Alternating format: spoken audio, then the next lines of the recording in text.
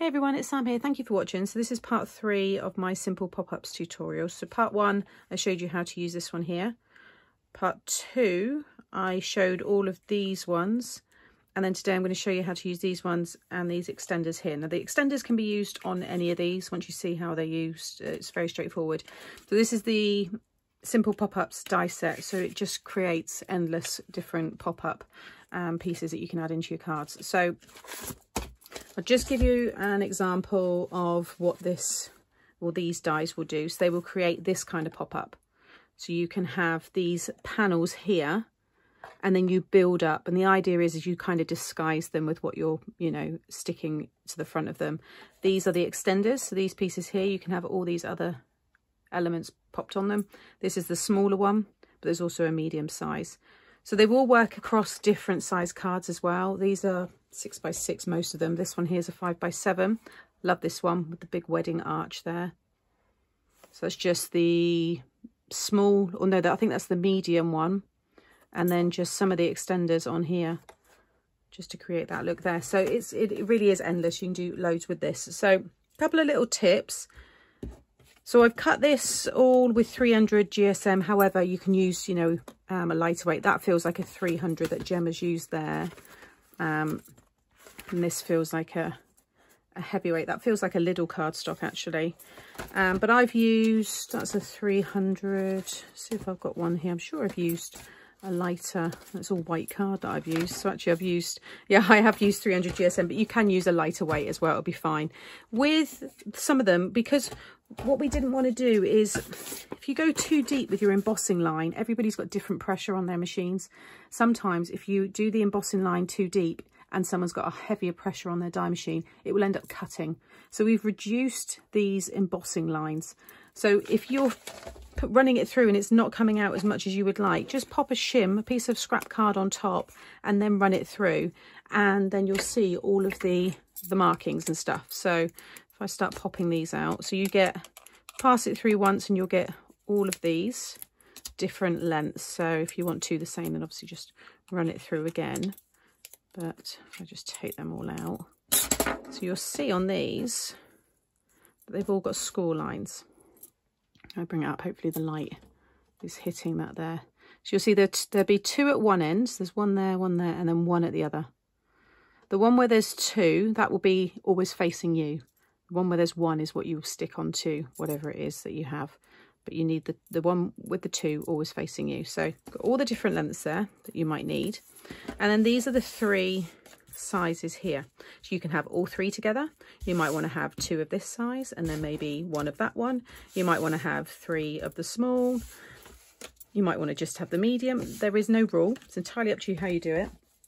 And again, you can see those 3 there.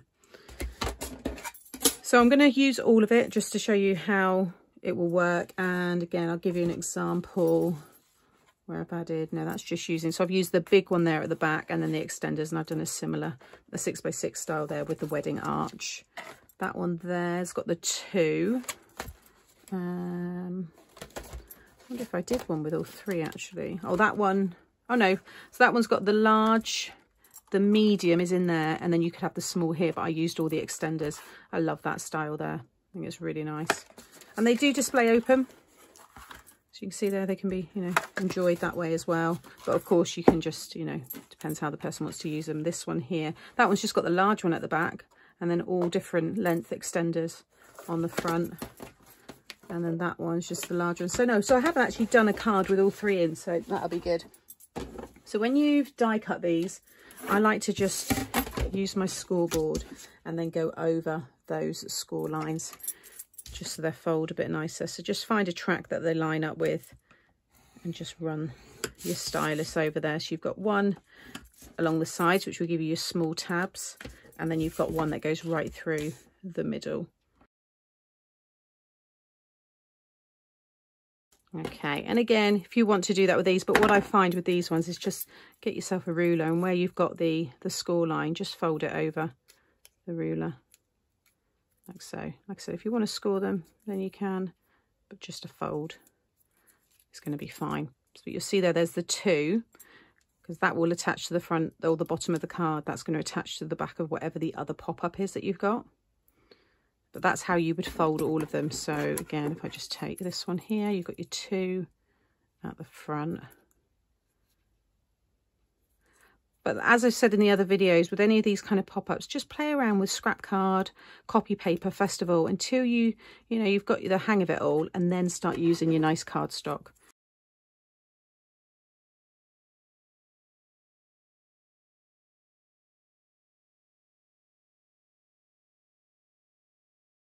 Once you've got all the pieces, I find a quick grab glue, but you could also use red tape along here as well if you wanted to, or double-sided tape. Like I said, it's up to you what sizes you have at the back. I mean, obviously, if you want to start with your bigger, images that you're sticking onto this, then this just gives you that larger surface, and it's obviously higher. So you've got your large, then your medium, and then your small. But if you wanted to, you could have the large, but you've got to remember, whatever you have on here, when that lies down, it would stick out here, which is why generally people will start with this one at the back, because if you've got those larger items or stamps that are going onto there, when that folds flat, they've got all of this space to fill before they pop out the top of the card. Grab your glue and just run it all down the tab. And you want to make sure it's just on that tab and you haven't got too much glue on there, because if it oozes out, I'll give you an example on one of those cards that I've made.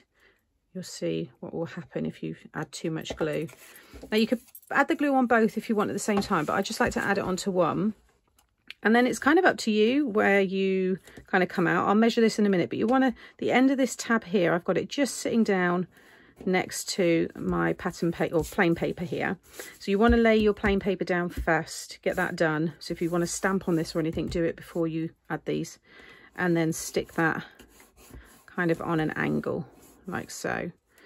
Okay, then all we're going to do with this one is fold it over and lay it down flat, and then add the glue. And then we could just close that in half. However, if you want to add this one, but you want it to be closer to this, and you want it to be just like under here, then you just want to do what I've just done there. I'm just going to lift that up so the glue isn't really sticking anywhere. But then I can stick this one now down next to it. So what I'll actually do, if you're just doing the one, add the glue like I have there, fold the card in half, and that's it in place. I'm just going to rub this off. I just want to show you as many steps as possible. Bring that up, and now I've got to think, right, well, depending on the scene you're building and stuff, so if I'm going to have a house there, then I might want to have, some bushes and things here.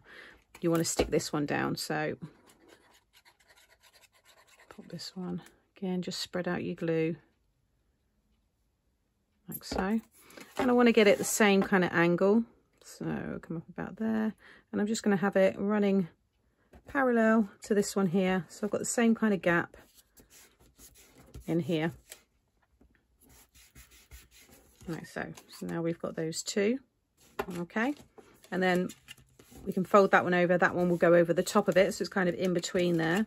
We can add the glue and then again close that, and then when you open it they will pop up. But I want to add this one, so again I'm just going to keep those lifted up and pop the smaller one in. And again, you could add a smaller one, in front of that as well.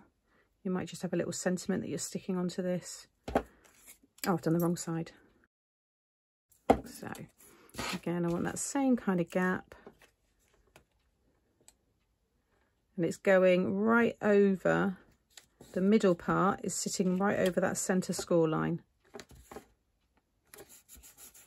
So where this fold is in the middle of all these pieces, they sit right over there. You'll have the little V that's cut out. I bring it in here on the die, this little V that's sitting right over the score line. So I'll just tell you where I kind of had that first one. So you're looking at 1 1/4 is where I've kind of got that middle bit coming up, and then just bring down the sides so they line up with the plain card here, but it could also be the edge of the card if you want. So now I'm going to fold the largest one, then the medium over the top, and then the small over the top. That's just some glue that I put on there by accident, so I should be able to rub that away. Yeah, that's okay. So now I can add the glue over each of the tabs. So just make sure the glue is on the tab, because if it oozes out, it's going to stick to, the one below. But that's all the glue on there. So now all I need to do is close that up. Now with anything like this, the twist and pop, what other cards have I got? Like sliders and stuff, make sure your glue is completely dry. So just leave it for 5 minutes, but maybe like a weight on there. I'll put my sharpener on top there and then come back to it. Okay, so once you're happy that's all secure, just carefully, when you start to open it, just make sure that it's not stuck anywhere else. And then they come up. Now, this is an example of where the glues come out. Can you see here? It's just started to stick down, but you can easily cover that anyway. And that's where things like the extender, you can stick that right over there anyway. You'd never notice. And again, you can see there, in fact, I need to put a little bit of glue there just to stick that down. But what I like to do is just fold them. Make sure you keep that corner down. Just fold it back on itself. And that's what will allow it then to stand open. But now that is all ready for you to start building your scene. So with the extenders, it's always that single end will now attach itself to the pop-up. So a little bit of glue. And first of all, you're going to attach that end. So I just use something there just to help you get that in place. And you want it to run flush, obviously, with the bottom of the card there. So that's that one. And then let's do this one here. We'll add a few. Now, every time you would stick one of these down, think about what's going to be at the other end, because it will obviously lay flat and fill more of this area. So you want to make sure that when you attach it on there and you fold it flat, it doesn't poke out the end. The longer ones are better for smaller things, and then the smaller ones are better for taller, you know, maybe larger stamps and stuff. So that's those. And then let's pop these here. Now you can build them on top of each other as well. So that wedding card that I showed you, I had another one on top. So like this small one, again, always that single end is away from you, but that could go on top of this one here. So we'll do that actually, because then you can see, and I'll give you the example of the card that I did again with that. So just sit in that one just above, and you want to make sure it's nice and straight. And these can work, like I said, with any of the cards. So any of the pop-ups, you can add these on if you want to have more pieces popping up to build up your scene. Put that one there, and then we'll do this one. I'll just put that over there just to cover that up. Okay, so make sure they are all secure. Okay, so I just went to do this one, but I stuck it down too far up. So that's what that is there. So what you want to do is add your glue to the last square, because you'll have those 2 squares at each end. So the last square, I'm going to just do this one as an example, and then I'll do all the rest. Just on the end there, fold both squares under. Okay, so both squares under. Now when I go to close this, the 2 squares are under that piece there. I only done one, that's why I've got that sticky mark there. Close the whole thing down. I'm going to do this again with you in a minute, but now when I bring that up, as that pulls up, it pulls that piece up. So now you've basically just got another panel here that you can now add something else to that will pop up just like this. It's just smaller. I've done that quite quick. Make sure your glue's dry. So again, adding the glue to the very outer square. Make sure I folded that one. Yeah, I did. So I'll do that one. So the outer square. But try not to let any glue go over into that second square, because that's where you'll get the marks that I have. And I'll show you, like I said, the example of that. And then that one. I'll do that top one separately in a minute. So fold the 2 under on all of them, just pinching. So you can see the 2 squares facing down, and then when you go to close it, I mean, you might not be doing as many as I'm doing at one time here, but you can add these at any time. So, you know, you might have decorated and done the card how you think, and then actually you're then looking at it thinking, I want to add another one, so you can. Okay, again, just be careful when you initially start to open it to make sure they're all secure, but I think they are. So yeah, and now just fold it back on itself, and you'll see now you've got all of these panels that you can stick more things to. So then with this one, exactly the same way, just some glue on the end there. Fold the 2 under, because this is a small one. And then I can just fold that all down. Okay, and again, just be careful. You'll be able to see on the side, pull that up.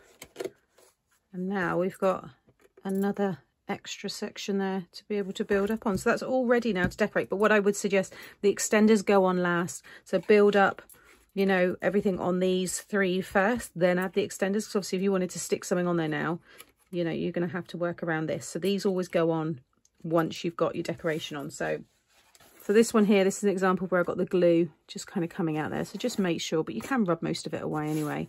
But that's a really good example. That's not got any extenders on that one. This one, so again, they would have been, that's all built up first, then the extenders would have been added. This one here I really like. You can see the extenders put over the front of the tree there. So yeah, you just want to kind of think about what it is you want to achieve really, and then you'll be able to go from there. That one you can see where I've done the double with the 2 together there. They just look so nice, and this will add weight to it. So once you've got the weight on, you can see it stands up really nicely. So you've got to build it, you've got to add to it. And once you've got, you know, pattern paper on here, on the back there to write your message, and if you're using your construction glue, which is the Calcott, and this is what I use here, you can get smaller bottles as well. That is what's going to make everything so strong, and it will just allow that to, you know, stay open and pop up like that. So I hope that's helped explain, you know, what these ones are for. Already I've seen people using them, and a lot of people just using the one and then building up a really big scene and then having lots of decorations, stamped images, you know, stamping the sentiment. You can see how big the nice new home sentiment is there. And so this one here is one of my favorites. So I've got quite a few extenders on the front there, and then just the 2 main pieces. So I've got the largest one, and then that is the medium just inside there. But you can see, you know, how it looks once it's all decorated. So I hope this one has helped explain how these ones all work, and I can't wait to see the cards. Lots are already being shared over on the Mixed Up Crafters Facebook group, so if you haven't joined, head over there to get more inspiration, and check out the other tutorials for parts 1 and 2 if you've missed those, showing you how to use the other dies. Thanks for watching, and I'll see you all again soon. Bye.